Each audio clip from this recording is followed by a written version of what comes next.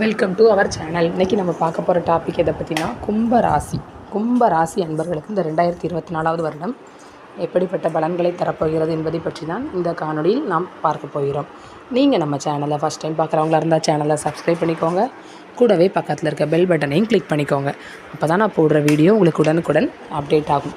வாங்க நண்பர்களே, வீடியோக்குள்ளே போகலாம். கும்பராசி அன்பர்கள் இவங்ககிட்ட ஒரு காரியத்தை ஒப்படைத்தால் அதை முடித்துவிட்டு தான் மற்ற வேலையை செய்யணும் அப்படிங்கிறதுல ரொம்பவே கண்ணும் கருத்துமாக இருந்து அந்த வேலையை செய்து முடிப்பார்கள். யாருடைய தேவையில்லாத பிரச்சனையிலும் இவங்க மூக்கை நுழைக்க விரும்பவே மாட்டார்கள்.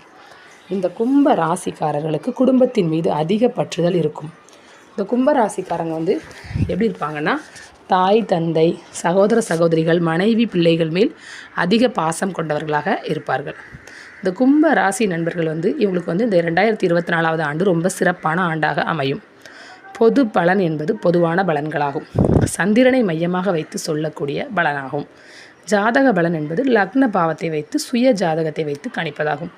கோட்சார பலன் என்பது 10% என்றால் சுய ஜாதக பலன் கிரக நிலைகளும் திசா புத்திகளும் 90% வேலை செய்யும் என்பதை நம்ம நினைவில் வைத்துக்கொள்ள வேண்டும்.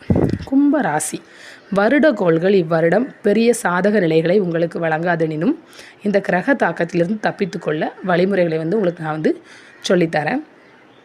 கேளுங்க நண்பர்களே. சனி பகவான் ராசிக்குள் அமர்ந்து 7.5 சனியில் ஜென்ம சனியாக வலம் வருகிறார். ராசிக்குள் சனி பகவான் அமர்ந்தாலே குழப்பங்களை ஏற்படுத்துவார். பணம் கொடுக்கல் வாங்கல் விவகாரங்களில் நீங்கள் ரொம்பவே கவனமாக இருக்க வேண்டும். யாருக்கும் எந்த சூழ்நிலையிலும் நீங்கள் ஜாமீன் கையெழுத்து போட தேவையே இல்லை, போடாதீர்கள். வீடு மனை நிலங்கள் வாங்கும் பொழுது கவனமாக இருங்கள். பத்திரப்பதிவுகளை சரிபார்க்காமல் நீங்கள் வாங்காதீங்க. யாரையுமே ஃபஸ்ட்டு அதிகமாக நம்பாதீங்க.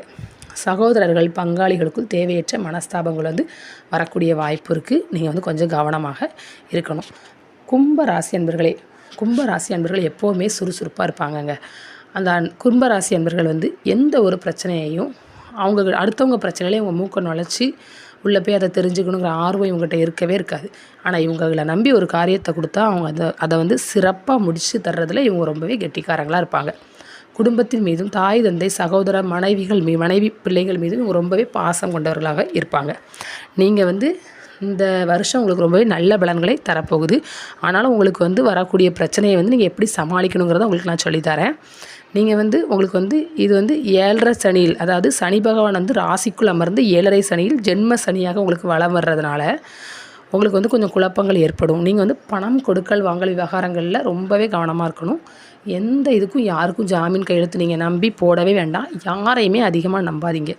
கொஞ்சம் டச் இல்லாமையே யார் கூடனாலும் இருங்க, தான் உங்களுக்கு நல்லது. ஒரு வீடு மனை ஏதாவது ஒரு பொருள் வாங்கும்போது ரொம்பவே கவனமாக இருங்க. பத்திரப்பதிவுகளை சரிபார்த்து வாங்குங்க. பங்காளிகளுக்குள் தேவையற்ற பிரச்சனைகள் வர இருக்கும். அதனால் நீங்கள் கொஞ்சம் கவனம் தேவை. சூரியன் சுக்கிரன் புதன் செவ்வாய் போன்ற கோள்கள் மாதந்தோறும் பயிற்சியாகும். அதனால் ஏற்படும் சாதக பாதகங்களை காணலாம். ராசிக்கு 2ஆம் ஸ்தானமான தனஸ்தானத்தில் ராகு சஞ்சரிப்பதால் பணம் கொடுக்கல் விவகாரங்களில் உங்களுக்கு ரொம்ப மிகுந்த கவனம் தேவை. கணவன் மனைவிக்குள் தேவையற்ற வாக்குவாதங்களை தவிர்ப்பது மிக மிக நல்லது. Share market stock market trading போன்ற ஆன்லைன் விஷயங்களில் கவனம் தேவை. வெளிநாடுகளில் பணிபுரிபவர்கள் கவனத்துடன் இருக்கவும். பணியிட மாற்றங்கள் எதுவும் செய்யாதீர்கள். பணிச்சுமை அதிகமாக காணப்படும். வரக்கூடிய வருமானம் வந்து கொண்டே இருக்கும். அந்நிய மொழிக்காரர்களிடம் கொஞ்சம் எச்சரிக்கையாக இருக்கவும். அஷ்டமஸ்தானத்தில் 8ஆம் இடத்தில் கேது சஞ்சாரம் செய்வதால் சோம்பல் சுறுசுறுப்பின்மை மந்த நிலை காணப்படும். சேமிப்புகள் கரையும் சூழல் ஏற்படும். உங்களுக்கு இந்த நேரத்தில் ஆன்மீக நாட்டம் அதிகரிக்கும். நீங்கள் முழுமையாக கோயில் தலங்களுக்கு சென்று வருவதால் உங்களுக்கு மன அமைதி கிடைக்கும். இந்த வருஷம் உங்களுக்கு கொஞ்சம் பிரச்சனை இருக்கிறதுனால நீங்கள் கடவுளை முழுமையாக நம்பினா உங்களுக்கு நல்ல பலன் கிடைக்கும். குரு பகவான் ஏப்ரல் மாதம் இறுதி வரை 3ஆம் இடத்திலும் அதன் பிறகு 4ஆம் இடத்திலும் சஞ்சாரம் செய்கிறார். குரு பலன் பெரிதாக இல்லை. செய்தொழில் வியாபாரங்கள் வருமானம் மிதமாக இருக்கும். நீங்கள் யாரையுமே நம்பாமல் இருப்பது உங்களுக்கு நல்லது. தொழில்களுக்காக புதிய முதலீடு எதுவும் செய்யாதீர்கள்.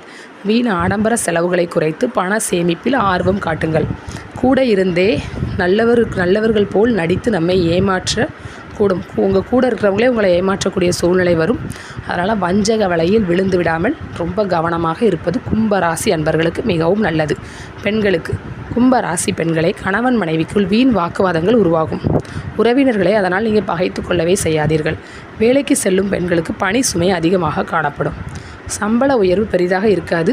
வீண் ஆடம்பர செலவுகளை குறைத்து சேமிப்பில் நீங்கள் ஆர்வம் காட்டுவது இந்த வருடம் உங்களுக்கு நல்லது.